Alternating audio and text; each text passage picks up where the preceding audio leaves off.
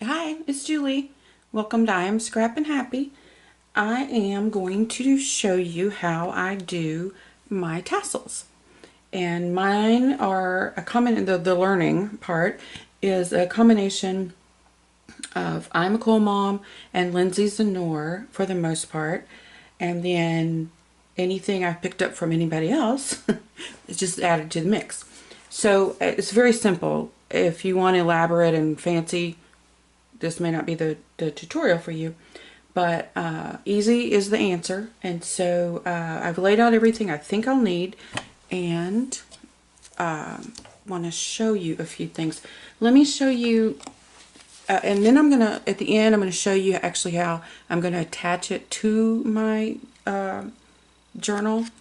But let me show you a couple of just a little bitty one, a 3x3, and this is just attached.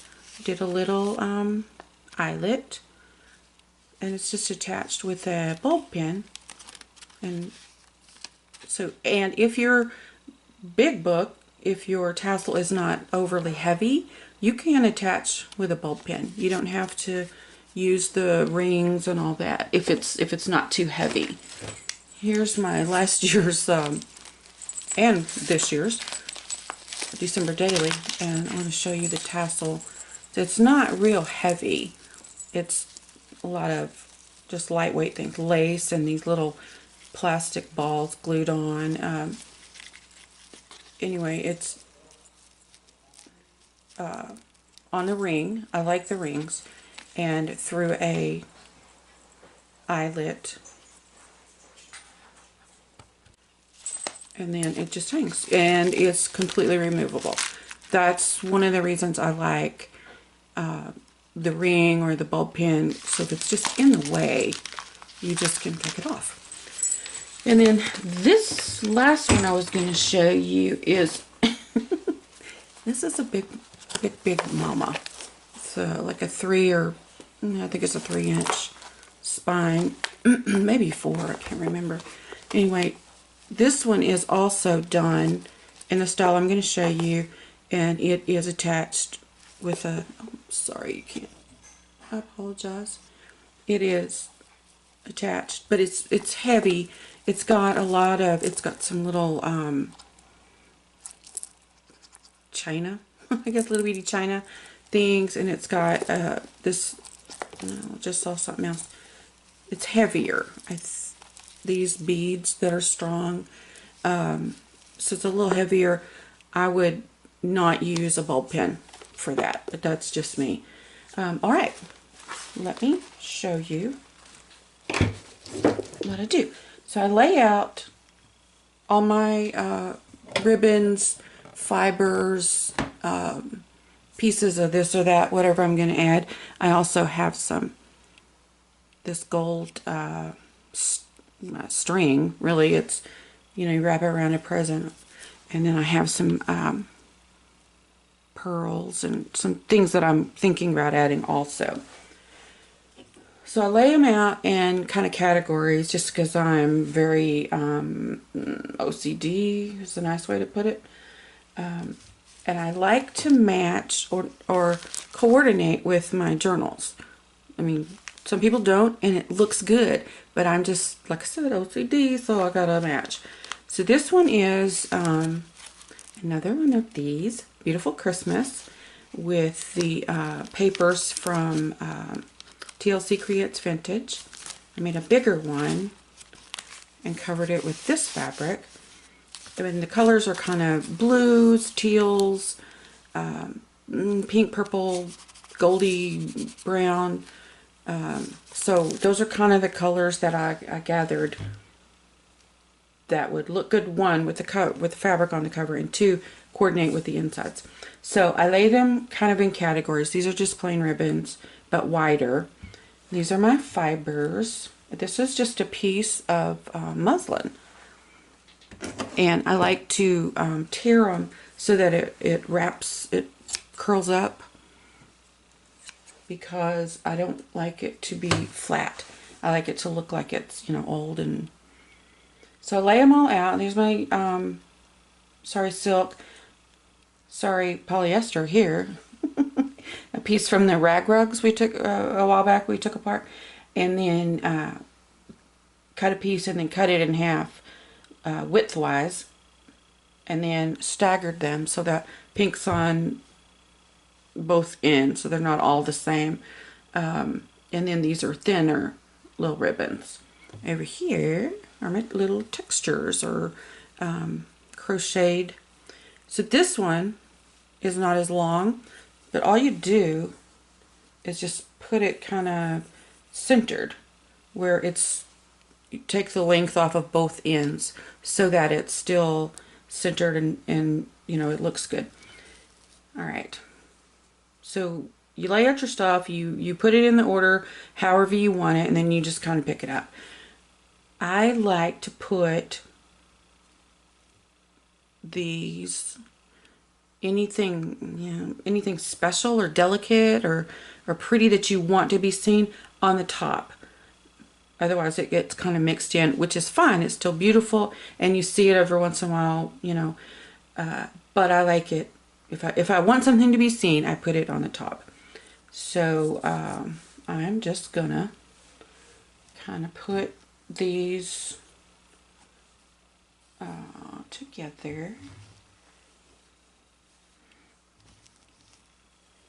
Oh, and I had a piece, well, I don't know what I do with it. I had a piece of pink cheesecloth as well. It was a long piece, and then because it was flat, I twisted it, but I left it somewhere, so never mind. These I like to spread throughout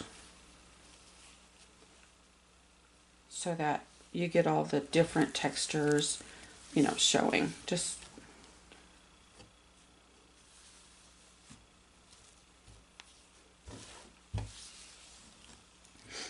and of course, it doesn't have to be perfect and it doesn't have to be even on both ends, because let me show you a little bit. See how it's, we'll cut it off later, so it doesn't have to be perfect. I'm trying to get this back where you can see. I'm sorry, I shouldn't have moved it. I also like to add, this is just some of this thick thread. I don't know if it's crochet thread or really some sewing thread, I don't know, but I get two. I didn't cut it, but I got 2 lengths of it. Folded it in half, and then because later you can dig through here, find this string, and you can string little buttons or beads or something on it where the actual ribbon is too thick to string things on. You'd have to glue it or attach it with you know, wires or whatever. And like I said, simple is my answer. So I also want to get a piece of this.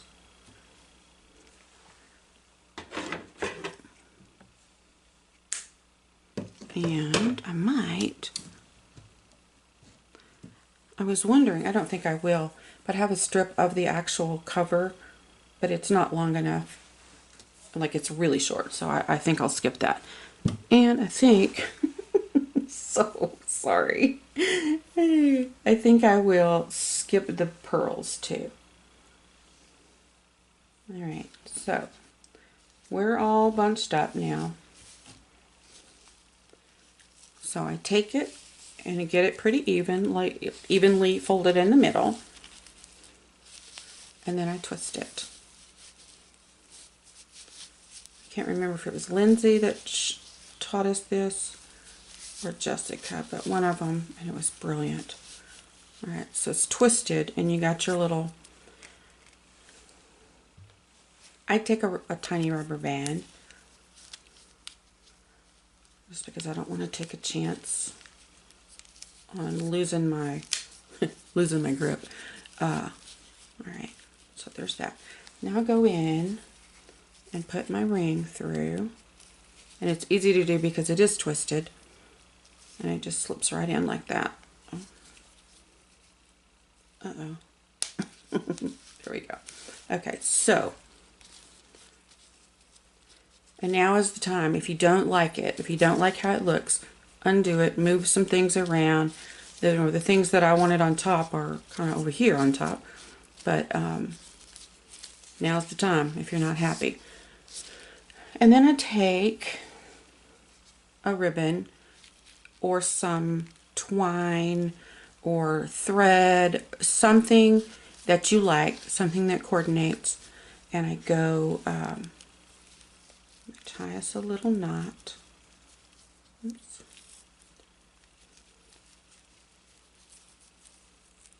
Just to secure it while you're working.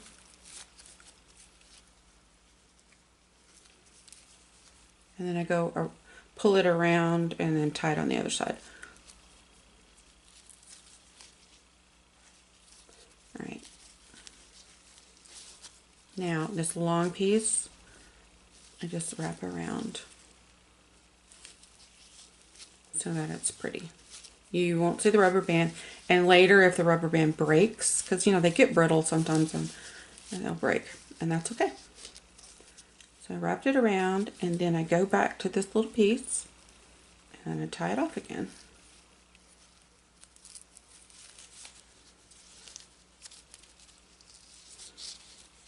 You can, and I probably will go back because I forgot to bring it over here, add a little dot of glue, like Fabri-Tac, something worth it, something that's going to stick on your fabrics. And all right, then you can cut your long piece.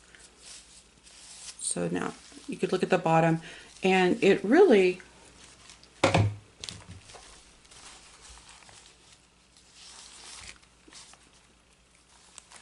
I am so sorry. I can't seem to get this whole thing in. There we go. I'm sorry. There we go. So you hook it. What I've done is put an eyelet in with my crocodile right there.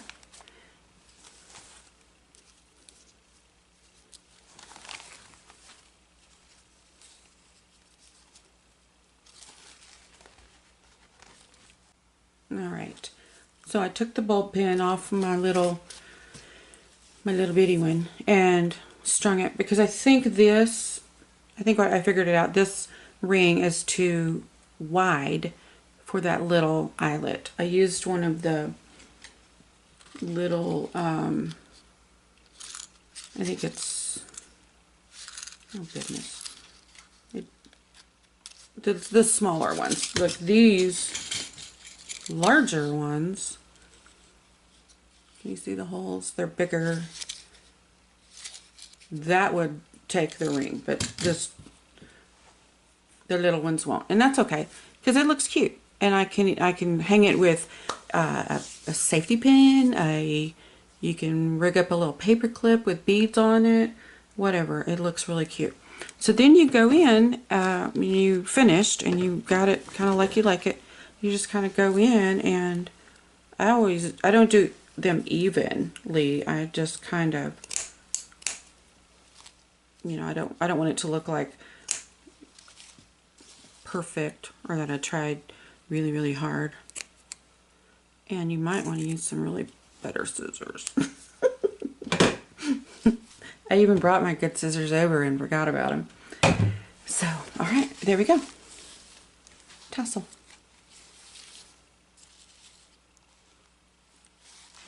All right, thanks for watching. I appreciate your time.